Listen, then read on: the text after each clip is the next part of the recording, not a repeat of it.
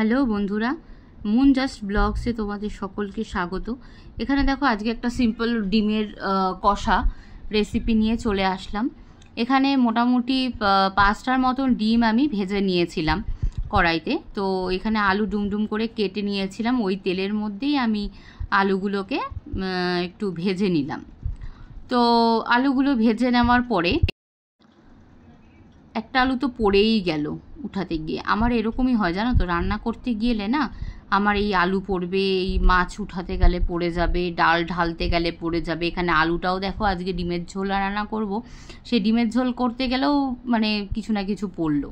যাই হোক, এখানে ওই তেলের মধ্যে তেলটা পুড়েও গেলো। এত তাড়াহুড়ার মধ্যে কি আর হয় বন্ধুরা।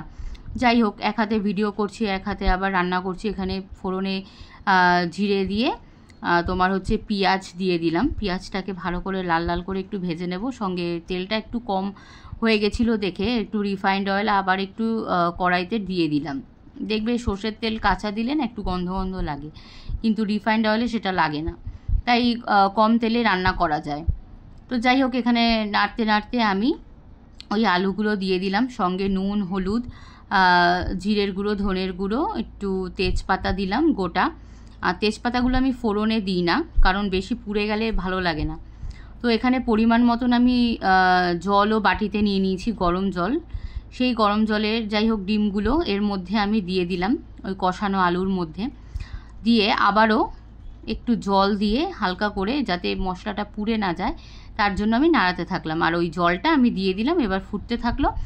এবার একটু গরম মশলা দিয়ে নামিয়ে নিলেই হয়ে যাবে। তো কেমন লাগলো বন্ধুরা সিম্পল একটা ডিম কষা রেসিপি। তো এটা কিন্তু কষা ঠিক না, মানে ঝোলেরই রান্না, মানে ডিমের ঝোল আর কি, বাংলা পাতি কথায় বলতে গেলে। তো ভালো লাগলে একটা লাইক, কমেন্ট আর একটুখানি বেল